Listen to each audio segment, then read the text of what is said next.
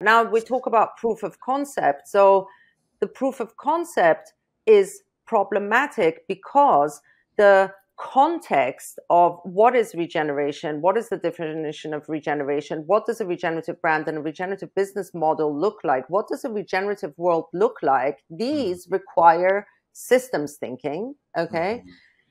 And that has not been defined yet. So the proof of concept, you cannot have that, like you're saying, that proof of concept within a context that denies the parameters for that trial. Okay. Okay. So that's not going to work. Then my essential question is, why do they even want that proof of concept? Fear. Why do they? Now we're getting closer.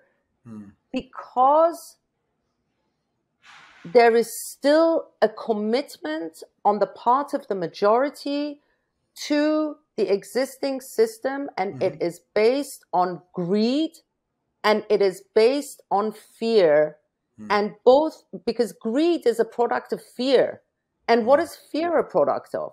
Fear is a product of not being able to see, not having certainty of what the essence of existence is. And, you know, I wrote to you in an email correspondence that we were having, Anthony, that it's time for the philosophers and the thinkers and the poets to take their rightful place at the table of where we are headed in terms of the direction and the future of our planet and of our humanity and of culture.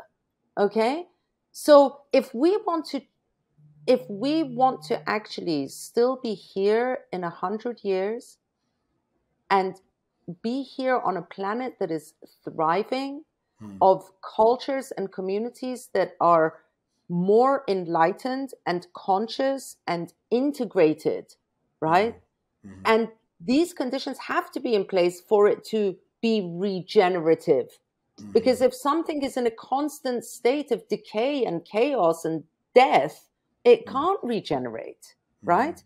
So to do that, we need to shift the way that we're looking at things.